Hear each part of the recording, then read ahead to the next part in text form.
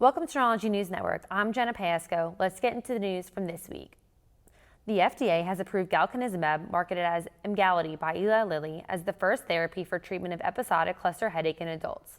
The therapy was approved in its injection formulation, the same for which it was granted approval for preventative migraine treatment in September 2018. The Phase 3 trial included in the sBLA evaluated the safety and efficacy of 300 mg Galcanezumab in 106 adults with episodic cluster headache.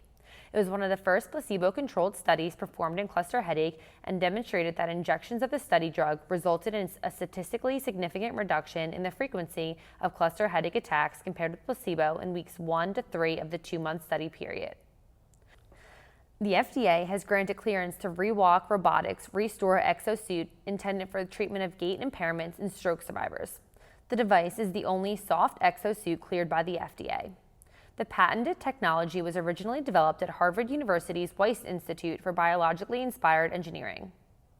Data from a multi-center clinical trial launched in spring 2018 was used to support ReStore's 510(k) submission with the FDA.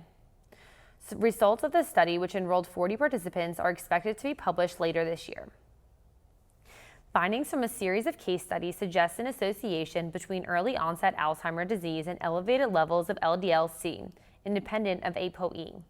Additionally, the data showed that enhancement of rare coding variants of APOB in those with early-onset Alzheimer. The investigators, led by Dr. Thomas Wingo of Emory University School of Medicine, noted that these APOB variants are a sign of the potential influence on plasma cholesterol levels, as the gene codes for the major protein of LDL-C, of which elevated levels indicate higher probability of early-onset disease. The analysis included more than 2,000 plasma samples.